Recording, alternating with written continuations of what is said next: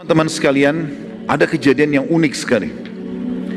Nabi SAW waktu menerima ayat ini turun, begitu selesai, langsung Nabi SAW naik di atas mimbar, mengumpulkan seluruh masyarakat. Masyarakat Madinah lagi kumpul, dan di masjid rupanya bersatu di situ di dalam majelis antara orang mukmin sama orang munafik ini.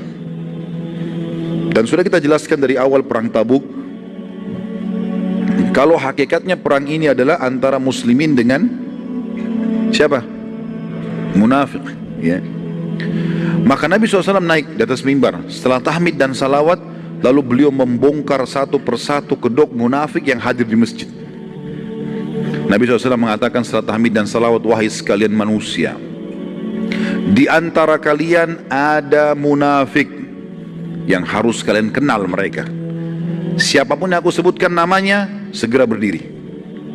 Maka mulailah Nabi SAW menyebut satu persatu, berdiri wahai fulan, berdiri wahai fulan, berdiri wahai fulan, sampai Nabi menyebutkan 36 orang.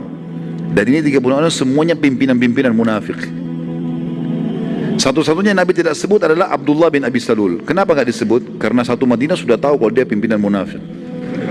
Iya, orang-orang semua sudah tahu kalau Abdullah misalnya itu adalah pimpinan, sama dengan Abu Amir al-Fasiq, itu sudah ketahuan. Jadi ini hadir di masjid ini, yang banyak muslimin tidak tahu.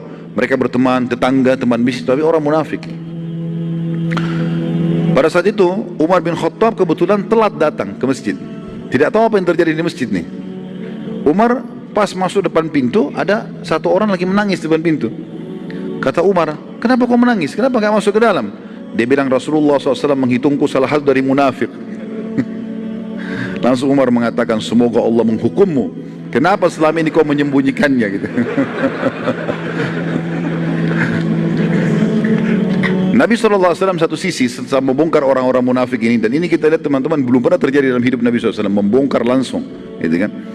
Dari sisi lain Nabi SAW menyampaikan berita gembira kepada kaum muslimin, bahwasanya mulai hari ini setelah perang Tabuk, kedepannya umat Islam tidak akan pernah kalah, menang terus dalam jihad. Yang penting jihad benar pasti menang.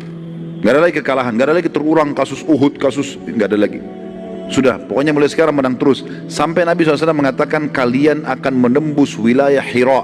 Hira ini wilayah Jazirah Arab, ya, yang orang-orang Arabnya beragama Nasrani dan kuat sekali, karena di situ dibantu oleh Romawi. Lalu kata Nabi SAW ceritakan, kalian akan menguasai Hira, akan ada pasukan dari umatku yang akan menyerang, dan kalian akan tiba di gerbangnya.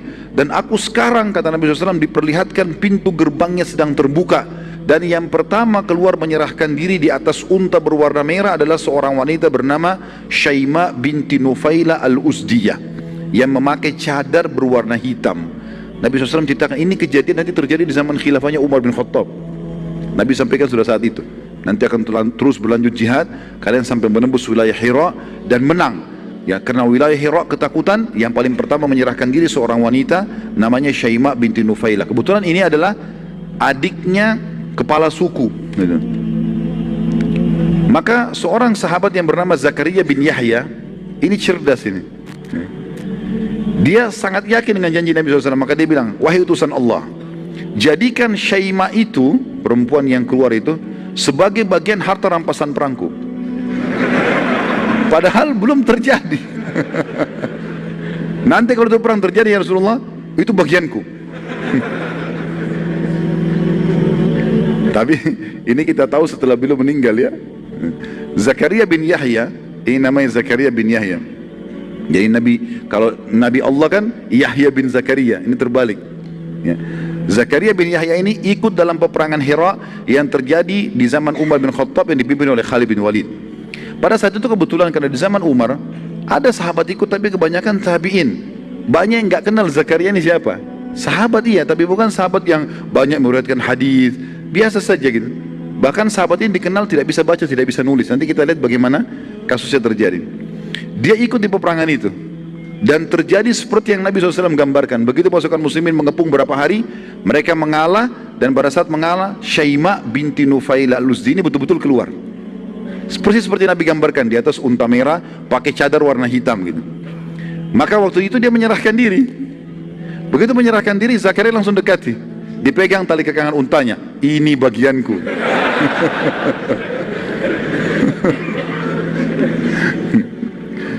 Lalu orang-orang pada tanya, wahai Zakaria, dari mana ceritanya? Belum dikumpulkan pada pimpinan perang, nanti dibagi. Kenapa kau langsung vonis gitu? Dia bilang, Rasulullah sudah kasih untukku. Waktu itu uniknya, Khalid bin Walid pun tidak tahu. Karena Khalid bin Walid tidak hadir di masjid waktu penunjukan kisah ini, gitu kan? Karena habis pembongkaran orang-orang munafik, lalu Nabi sampaikan ini, gitu kan? Spontanitas, jadi sedikit yang hadir. Maka kata Khalid, mana saksimu? Ada saksi, bukti, ada nggak ini? Kalau betul-betul seperti ini. Apalagi ini membawa nama Rasulullah SAW, Rasulullah kasih buat aku nih. Ini Rasulullah sudah meninggal sekian tahun lalu nih, gitu kan?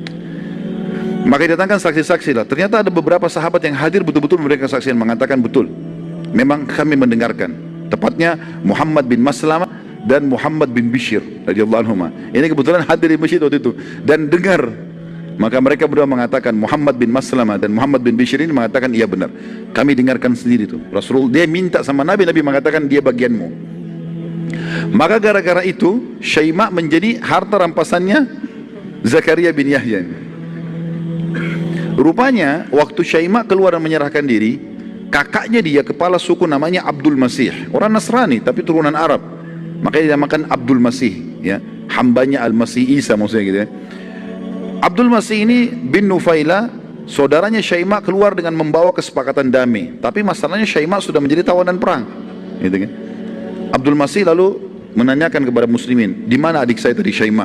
Mereka bilang ada bagiannya seorang prajurit Zakaria. Maka Abdul Masih datang mengatakan, wahai Zakaria, kembalikan adikku, aku tebus berapa saja kau minta. Jadi saking tidak bisanya membaca Zakaria radhiyallahu anhu ini, beliau bilang, demi Allah kau tidak akan mengembalikan kepadamu kecuali kau bayar 100 dirham. 100 dirham ini kecil, murah, sedikit sekali. Abdul Masih nggak pakai bicara, langsung kasih 100 dirham, selesai. Diambil adiknya gitu. Kalau antum mungkin nggak mau dibayar ya. Para prajurit datangi Zakaria setelah itu. Apa yang mereka bilang? Kenapa engkau hanya minta 100 dirham? Demi Allah kalau kau minta 100.000 dirham, pasti dibayar, karena ini orang kaya, ini kepala suku gitu. Apa kata Zakaria? Apa masih ada angka di atas 100?